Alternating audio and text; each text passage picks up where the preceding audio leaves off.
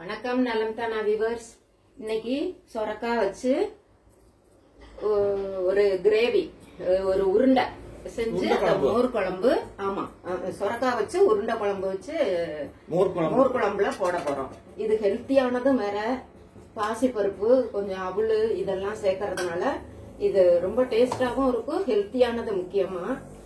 அது நம்ம எண்ணெயில வடை மாதிரி தட்டி போடாம ஆவில வேக வச்சு வேற போடுறோம். இத அதுக்காக சொரக்காவை முதல்ல கழுவிட்டு தோலை சீவிட்டு இது மாதிரி துருவி வச்சுக்கணும். அதுல தண்ணி இருந்ததுன்னா கொஞ்சம் எடுத்து வச்சுக்கலாம். அப்புறம் கெட்டிமா மாவு, இந்த மாவெல்லாம் கலக்கறப்ப கெட்டிமா இருந்ததுன்னா கலந்துக்கலாம், இல்லாட்டினா விட்டுறலாம். இப்ப அவள என்ன பண்ணணும்? இப்ப அவள பச்சையாவே இதுல மிக்சில துருவி இது அரைச்சு போட்டுக்கணும். ஏன்னா இது தண்ணி விடுறதுனால பச்சையா அரைச்சிட்டோம்னா ஊற வைக்காம அதுல கலந்துக்கலாம். ஓரமா வச்சுக்கிறேன். இப்ப இத வந்து தூள அரைச்சு வந்துட்டாங்க, மேல போட்டுறாங்க. சொரக்காய் திருவி வச்சுக்கிறதுல போட்டு இப்ப பாசிப்பருப்பு ஊற வச்சு எவ்வளவு நேரம் ஊற வச்சு? 1 மணி நேரம். 1 மணி நேரம் ஊறினது. ஓகே, அரை மணி நேரம் அரை மணி நேரத்துல கூட ஊறிடும். நான் 1 மணி நேரம் ஆச்சு. சரி, அரைச்சிட்டு வாங்க. இப்ப அரைச்ச விழுதியில சேர்க்கணும். ஏற்கனவே இஞ்சி, பூண்டு, கொத்தமல்லி, பச்சை மிளகா எல்லாம் வச்சிருக்கிறாங்க அரிசியா. கொஞ்சோண்டு தேங்காவும் இருக்குது. இதெல்லாம் போட்டு பெசரி நம்ம வந்து உருண்டை ஆவியில வேக வைக்கணும். நம்ம உருண்டை குழம்பு வைக்கிற மாதிரி தான் இது. உருண்டை குழம்பு எப்படி ஆவியில் நம்ம வேக வச்சுட்டு குழம்பு பண்ணி செய்யற மாதிரி. இப்ப பாருங்க, பாசிப்பருப்பை நல்லா அரைச்சிட்டு இருக்காங்க. கோர்ஸா தான் அரைச்சிருக்காங்க, மைய அரைக்கல. தண்ணி ஊத்தாம இப்ப அதை பிசையணும். இங்க இஞ்சி பூண்டு பேஸ்ட் இங்க இருக்கு, அங்க இருக்கு, அங்க இருக்கு. எது எது தெரியாம? பரவாயில்ல. ஆமா, தெரியாம 2 தடவை வச்சிருக்கேன். ஒரு செட்டா எடுத்துறேன். ரைட். இப்ப இத பிசைஞ்சுக்கோங்க.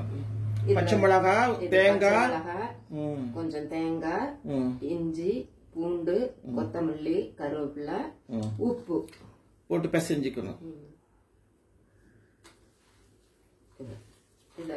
நல்லா அப்படி பிசைஞ்சிட்டு நம்ம வந்து உருண்டையா உருட்டி வடமா தட்டலாம், இல்லாட்டினா உருண்டையா தட்டி நம்ம ஆவியில வேக வச்சு மோர் குழம்பு ஏற்கனவே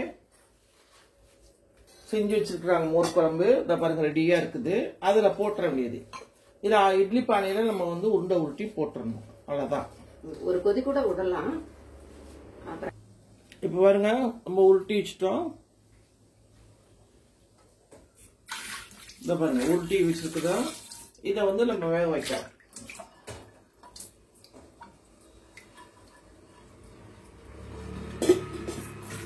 மோர் குழம்பு ரெடியா இருக்கு.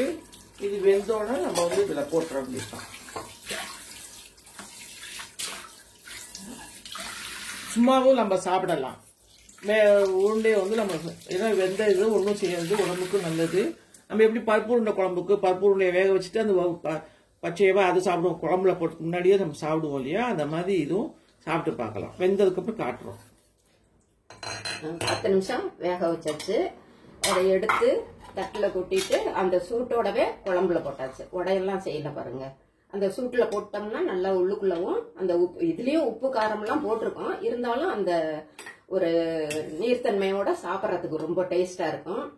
நாங்க இப்ப மார்னிங் டிஃபனுக்கே தோசைக்கு எங்களுக்கு மோர் குழம்புன்னா பிடிக்கும். அதனால தோசைக்கு இதை செஞ்சிருக்கோம். சாதத்துக்கும் போட்டு சாப்பிடலாம்.